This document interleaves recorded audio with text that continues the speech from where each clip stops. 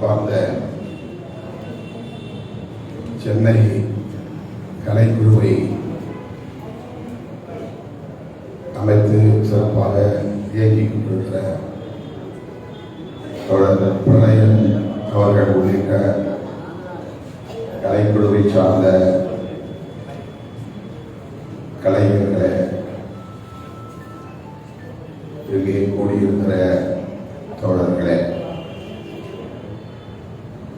உங்கள் அனைவருக்கும் என்னுடைய பணிவார்ந்த வணக்கத்தை தெரிவித்துக் கொள்கிறேன். பட்டாங்கில் உள்ளபடி என்ற பெயரில் இந்த நாடகத்தை தோழர் பிரணயன் அவர்கள் வடிவமைத்து இங்கே நம் முன்னால் இயக்கி காட்டியிருக்கிறார். ஒரு மணி நேரம் போனதே நமக்கு தெரியவில்லை. இன்றைக்கு களத்தில் நாம் எதை எதிர்கொண்டு வருகிறோமோ, சந்தித்து வருகிறோமோ, அதனை அப்படியே இங்கே தோழர்கள் நம் கண் முன்னால் கொண்டு வந்து காட்டினார்கள். அதை பார்த்து கொண்டிருந்த போது பழைய களங்கள் நினைவுக்கு வந்தன. காவல் நிலையங்களில் நாம் அன்றாடம் நடத்தி கொண்டிருக்கிற போராட்டங்கள் நினைவுக்கு வந்தன. காவல்துறைக்கும் ஒடுக்கப்பட்ட மக்களுக்கும் எவ்வளவு பெரிய இடைவெளி இருக்கிறது. அவர்கள் எப்படி இந்த சாதியத்தை கட்டி காப்பாற்றுகிறார்கள், சாதியவாதிகளுக்கு எப்படி துணை இருக்கிறார்கள் என்பதை ஒவ்வொரு வன்கொடுமை களத்திலும் நாம் சந்தித்திருக்கிறோம். நான் காவல் நிலையங்களை பற்றி சொல்லுகிற போது மேடைகளில் தொடக்க காலங்களிலே உரையாற்றுகிற போது ஒன்றை அழுத்தமாக சொல்கிறேன். ஒவ்வொரு சாதிகளிய கையிலும் ஆயுதத்தை கொடுப்பதற்கு பதிலாக ஒவ்வொரு ஊருக்கு பக்கத்திலும் ஒரு காவல் நிலையத்தை வைத்து ஆயுதங்களை அரசாங்கமே கையாளுகிறது. அந்த ஆயுதங்கள் அனைத்தும் சாதி வெறியர்களுக்கான ஆயுதங்கள், தலித்துகளுக்கு எதிரான ஆயுதங்கள். அது சட்டம் ஒழுங்கை நிலைநாட்டுவதற்கான நிலைகள் அல்ல. சாதி வெறியர்கள் கைகளில் தனித்தனியே ஆயுதங்கள் கொடுப்பதற்கு பதிலாக அதிகாரிகளே அந்த ஆயுதங்களை வைத்திருக்கிற ஒரு இடம்தான் ஆயுத கிடங்குதான் காவல் நிலையங்கள் என்று சொல்லுவேன். ஒரு நாள் கூட காவல்துறையினரை நமக்கான ஒரு சக்தி என்று நாம் நினைத்ததே இல்லை. அப்படி ஒரு எண்ணம் வந்ததே இல்லை. அது கான்ஸ்டபிளாக இருந்தாலும், இன்ஸ்பெக்டராக இருந்தாலும், டிஎஸ்பியாக இருந்தாலும், எஸ்பியாக இருந்தாலும் 100 விழுக்காடு அவர்கள் தலித்துகளுக்கு எதிரிகளாக இருக்கிறார்கள் என்கிற எண்ணம் தான் களத்திலே நமக்கு மேலோங்கியது. காவல்துறையிலே இருக்கிற தலித்துகள் கூட, வருவாய்த்துறையிலே இருக்கிற தலித்துகள் கூட கையாளாகாதவர்களாக இருக்கிறார்கள் என்பதை விட எதிராக மாறிவிடுகிறார்கள், சாதியவாதிகளுக்கு துணை போகிறார்கள் என்பதைத்தான் களத்தில் நாம் சந்தித்திருக்கிறோம். அதுதான் நம்முடைய அனுபவம். ஒரு மாவட்டத்திற்கு ஒரு எஸ்பியாக வருகிறார் என்றால் தலித் அல்லாத எஸ்பியை விட மிக மோசமாக இவர் இருப்பார் என்பதுதான் இதுவரையில் நாம் சந்தித்திருக்கிற அனுபவங்கள். ஒரு ஸ்டேஷனில் ஒரு தலித் இன்ஸ்பெக்டராக வருகிறார் என்றால் அவர் தலித்துகளை மிக மோசமாக ஒடுக்குவார் என்பதுதான் இதுவரையில் நாம் களத்தில் சந்தித்திருக்கிற கசப்பான உண்மைகள். எனவே இந்த காட்சியை பார்க்கிற போது எண்ணற்ற பல கள அனுபவங்கள் நெஞ்சிலே வந்து அலைமோதின. ஒரு நாள் கூட காவல் நிலையம் நமக்கு சாதகமாக இருக்கும், நாம் அவர்கள் மூலம் நீதியை பெற்றுக் கொள்ள முடியும் என்ற எண்ணம் நமக்கு வந்ததே இல்லை. என்னுடைய 35-40 ஆண்டு கால அனுபவத்தில் அப்படி ஒரு நம்பிக்கை பிறக்கவே இல்லை, அப்படி ஒரு ஆறுதல் கிடைக்கவே இல்லை. இப்படி ஒரு அதிகாரி இருக்கிறார், அவர் நியாயமாக நடப்பார், அவர் மூலம் நமக்கு ஒரு பாதுகாப்பு கிடைக்கும் என்று வந்ததே இல்லை. குடிதாங்கியிலே 4 நாட்கள் அந்த பணம் கடந்து நாறியது. சட்டத்தை நடைமுறைப்படுத்துவதிலே முதலமைச்சர்கள் தொடங்கி ஒரு காவல் நிலையத்தில் இருக்கிற கான்ஸ்டபிள் வரையில் அனைவருக்கும் பொறுப்பு இருக்கு. ஆனால் இந்த சட்டம் 1989 வந்தது. இதற்கு விதிகள் 1995 தான் வந்தது. ஆக்ட் வேறு, ரூல்ஸ் என்பது வேறு. சட்டம் வந்த பிறகு விதிகள் வரையறுக்கப்பட்டால்தான் அதை நடைமுறைப்படுத்த முடியும். 6 ஆண்டு காலம் இடைவெளி. 95க்கு பிறகு இப்படி ஒரு சட்டம் இருக்கிறது என்பது கூட பல அதிகாரிகளுக்கு தெரியாது. விழுப்புரம் மாவட்டத்திலே மகட்டை என்கிற ஒரு கிராமத்திலே நள்ளிரவிலே புகுந்து ஒரு சாதாரண பிரச்சனைக்காக ஒட்டுமொத்த ஊரையை சூறையாடினார்கள். நாங்கள் அதை தெரிந்து கேள்விப்பட்டு அந்த கிராமத்துக்கு போகிற போது போலீஸ் எங்களுக்கு பாதுகாப்பாக வரவில்லை. போகக்கூடாது என்று சொன்னார்கள், தடை விதித்திருக்கூடும் என்று சொன்னார்கள், போனால் கைது செய்வோம் என்று சொன்னார்கள். ஆனால் பாதிக்கப்பட்ட மக்களை நாங்கள் சந்தித்தே தீர வேண்டும் என்று மீறி போனோம். என்ன ஆனாலும் பரவாயில்லை. ஊரே யுத்தகலமாக கிடந்தது. எங்கிருந்து அவ்வளவு கற்களை கொண்டு வந்தார்கள் என்று தெரியாது, அவ்வளவு கற்கள் கிடந்தன. வீடுகளில் கிடந்த பல பாத்திரங்கள், பொருள்கள் நசுக்கப்பட்டு சூறையாடப்பட்டு கிடந்தன. பெண்கள் தான் ஒரு சிலர் இருந்தார்கள். அதே போல நெடுங்கப்பட்டு ஒரு விழுப்புரத்தில் அந்த ஊரில் அதே போன்ற ஒரு வன்முறை வெளியாகும். ஒரே நாளில் இந்த 2 சம்பவங்களையும் நாங்கள் பார்த்தோம். பார்த்து முடித்துவிட்டு அடுத்த நாள் மாவட்ட ஆட்சியரை போய் நாங்கள் சந்திக்கிறோம்.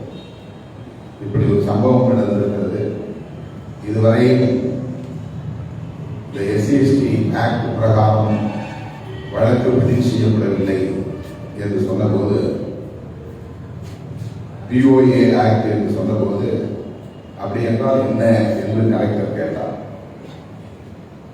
மாவட்ட ஆட்சித்தலைவர் POA ஆக்ட் என்ன அப்படின்னு கேட்டார். எங்களுக்கு அதிர்ச்சியாக இருந்தது. அதன் பிறகு நான் எடுத்து சொன்னோம், சரி நான் பார்க்கிறேன், அப்படி இருந்தால் அந்த சட்டத்தின்படி வழக்கு பதிவு செய்ய சொல்றேன்.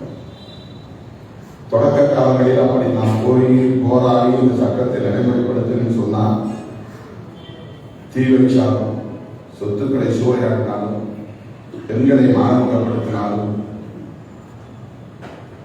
வெட்டி காயப்படுத்தினாலும், இளைஞர்களை கட்டி வைத்து அடித்து வாயிலை சிறுநீர் கழித்தாலும் எல்லாவற்றுக்கும் ஒரே செக்ஷன் தான் போட்டார்கள்.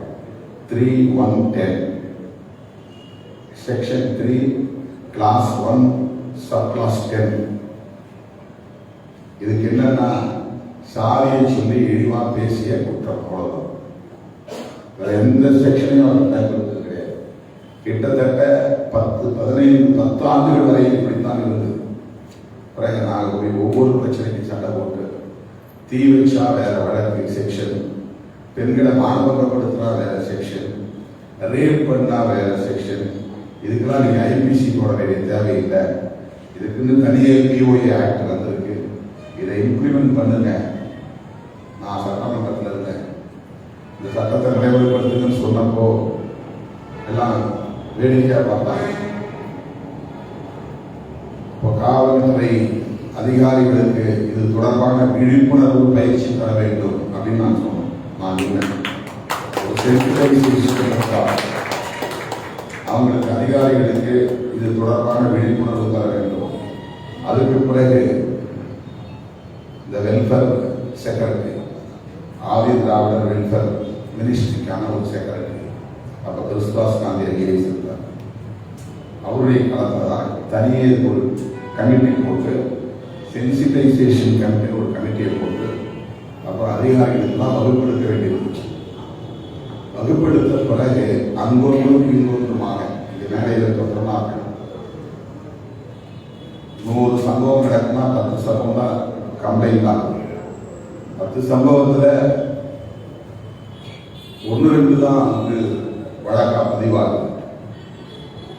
அதுவும் தண்டனை பெறக்கூடிய நிலையும் நடந்தது. இப்போ கூட விழுப்புரம் மாவட்டத்தில் 2 கேஸ் 13 வருஷத்துக்கு முன்னால் நடந்தது.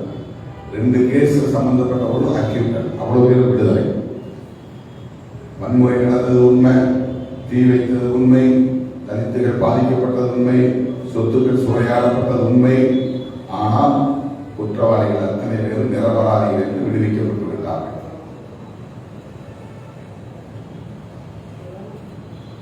நினைக்கவே நெஞ்சு பதறுகிறது. எப்படி இந்த அதிகார வர்க்க கட்டமைப்பு இங்கே இருக்கிறது. போலீஸ், ரெவென்யூ ஆபீஷியல்ஸ், ஜுடிஷியரி எல்லாமே எளிய மக்களுக்கு எதிராக இருக்கிறது. எத்தனை வழக்குகள் நாம் வந்து சண்டை போட்டு அந்த வழக்குகளை பதிய வைத்தாலும் கூட கடைசியில் வந்து விடுதலையாகி விடுகிறார். தண்டனை சதவீதம் ரொம்ப ரொம்ப ரொம்ப ரொம்ப குறைவு. இது இந்தியா முழுக்க இருக்கிற பிரச்சனைகள். குடிதாங்கிய 4 நாள் நாரி கிடந்தது.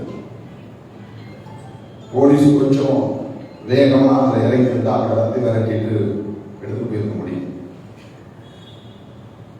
அந்த ஊரை தாண்டி போகும்போது ஒரு சின்ன பாலம், அந்த பாலத்தை உடைத்தாங்க. அந்த வழியா போயிடக்கூடாது, தப்பி தவறிக்கலாம். கிணத்துல தூக்கிட்டு பாலம் வழியா போனா அதை அனுமதிக்க கூடாது.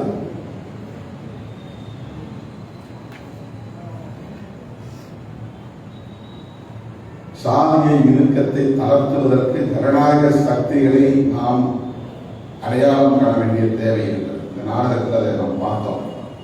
மதியம் உட்கார்ந்த இடத்துல 2 பேர் எழுந்து அவங்க என்ன பண்ணுவாங்க, இந்த வெளியே தானே போகிறோம், அவங்க தரப்புல என் பொண்ணு விரும்பினா கூட அவங்க திருமணம் பண்ணி வைப்பேன் என்று சொல்லக்கூடிய ஓரிருவர் அவங்க தான் ஜனநாயக சக்திகள். இந்த ஜனநாயக குரல் சாதி இறுக்கம் நிறைந்த பகுதிக்குள் நிகழ வேண்டிய தேவை இருக்கிறது. 1-2 குரல் அன்றைக்கு நாங்கள் அதை ஊக்கப்படுத்த வேண்டும் என்பதற்காகத்தான், அது உண்மையோ பொய்யோ நடிப்போ எதுவோ, அன்றைக்கு மருத்துவர் ராமதாஸ் அங்கே போனால் நான் பணத்தை தூக்க தயாராக இருக்கிறேன் என்ற அந்த இடத்திலே நின்றதை, அந்த நிலைப்பாட்டை வரவேற்றோம், பாராட்டினோம். பல பேர் அங்கே இருக்கக்கூடிய தனித்தமைப்பு எங்களை விமர்சனம் பண்ணாங்க. அவர் உண்மையாக தான் செய்யல அப்படின்னு. அது உண்மையோ பொய்யோ, இன்னைக்கு போலித்தனமாக பேசினால் கூட, தலித்துகள் பக்கம் நியாயம் இருக்கிறது என்று யாராவது போலியாக பேசினால் கூட அது நமக்கு ஆறுதலாக இருந்தது. ஐயோ, இப்படி ஒரு குரல் வந்திருக்கிறதே, அந்த ஆறுதல் குரலை நாம் அங்கீகரிக்க வேண்டிய தேவை இருக்கிறது. எனக்கு ஒரு கேள்வி எழுவும்.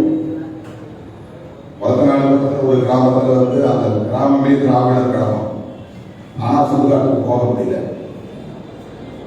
அங்க விடுதலை சிறுத்தைகள் நான் நேரடியாக போய் அதை பிரச்சனை பண்ண வேண்டியிருக்கு. அங்கே ஏன் வந்து திமுகவோ திராவிடர் கழகமோ கம்யூனிஸ்ட் கட்சிகளோ அந்த பிரச்சனைகளுக்காக ஏன் பேசாமல் இருக்கிறார்கள் என்று 90களில் எனக்கு ஒரு கேள்வி. அதை நான் வெளிப்படையாக மேடைகளில் பேசியிருக்கிறேன். அப்போது நான் 10ஆம் வகுப்பிலே எல்லா இடதுசாரிகளையும் கடுமையாக விமர்சித்திருக்கிறேன். தலித் பகுதியிலே வந்து அரசியல் பேசாதீர்கள் தயவு செய்து, சாதி ஒழிக என்று இவன் போராடி கொண்டுதான் இருக்கிறான், இவரிடத்திலே வந்து மறுபடியும் சாதி ஒழிக விழிப்புணர்வு பெறுக என்று சொல்ல வேண்டாம். எல்லா முற்போக்கு அரசியலும் சேரியில் தான் பேசப்படுகிறது, ஊர்திருவிலே பேசப்படுவதில்லை. விழிப்புணர்வு சேரியில் தான் தூண்டப்படுகிறதே தவிர சாதிய வன்முறைகளில் ஈடுபடக்கூடியவர்கள் மத்தியிலே அந்த விழிப்புணர்வு உருவாகவில்லை. சாதி ஒழிப்பு எங்கே இருந்து தொடங்க வேண்டும் என்றால் சாதியவாதிகளின் குடும்பத்தில் இருந்து தொடங்க வேண்டும். ஒரு சாதிவாதியா இருக்கிறான்னா அந்த குடும்பத்துக்குள்ளே இருக்கிறான், அதை எதிர்க்கணும். நீ ஏன்டா அப்படி சாதி வெளியில இருக்கிற, நீ கூட போற, அங்க எதுவும் பேசுறதில்ல. நான் என் அண்ணன் கேட்க மாட்டேன், என் தம்பி கேட்க மாட்டேன், என் மாமனார் கேட்க மாட்டாரு, என் மருமகள் கேட்க மாட்டாங்க. நாங்கள் வாய முடிக்கிறோம். ஆனால் நாங்கள் முற்போக்கு தான், ஆனால் நாங்கள் பேச மாட்டோம். இது முற்போக்கு சிந்தனையாளர்களை குறைத்து மதிப்பிடுவதற்கு பொருள் அல்ல. அந்த இடத்திலே ஒரு போர்க்குணம் தேவைப்படுகிறது. அந்த குடும்பத்திலிருந்து ஒரு கலகம் தொடங்க வேண்டியிருக்கிறது, அங்கிருந்து தொடங்க வேண்டியிருக்கிறது. பிரளயம் அவர்கள் நடத்திய நாடகத்தில் அதுதான் நமக்கு ஒரு ஆறுதலான காட்சி. பிரச்சனை எங்கிருந்து தொடங்கியது எதிர்ப்பு. தலித்துகளிலிருந்து எதிர்ப்பு இல்லை, கம்ப்ளைண்ட் தான் பண்றான். அவங்களுக்கு அந்த எதிர்ப்பு வரணும் அப்படிங்கிறது இந்த படத்தில் இந்த நாடகத்தில் சொல்லப்பட்டது. ஆனால் இயல்பாகவே ஒரு புகார் கொடுப்பது என்பதே ஒரு போர்க்குணம் தான். இந்த சமூகத்தில் அவ்வளவு சாதியை நினைக்க கம்ப்ளைண்ட் கொடுக்கிற அளவுக்கான ஒரு துணிச்சல் ஒரு சங்கிலியர் குடும்பத்தை சார்ந்த பெண்மணிக்கு வருகிறது. காவல் நிலையத்திற்கு வந்திருக்கிறது. என் மகனை இப்படி கொலைவெறித்தாக்கு கிடக்கிறார்கள், என் கணவனை இப்படி தாக்கி அவன் குடமாக கிடக்கிறான், மருத்துவமனைக்கு கூட போக முடியவில்லை என்று துணிந்து வந்து காவல் நிலையத்திலே புகார் கொடுக்கிறாரே, அதுதான் அந்த போராட்டத்திற்கான நெருப்பு பொறி, போர்க்குணத்திற்கான அடையாளம். அதை முற்போக்கு சக்திகள், ஜனநாயக சக்திகள் கையில் எடுக்க வேண்டும், ஊக்கப்படுத்த வேண்டும். அந்த நாடகம் அப்படித்தான் சொல்லுகிறது என்று நான் பெரிதும் நம்புகிறேன். அங்கிருந்துதான் அந்த போர்க்குணம் வர வேண்டும், எதிர்ப்பு வர வேண்டும். இந்த வழியெல்லாம் போகணும். ஏன் நாம் மதிக்கணும்?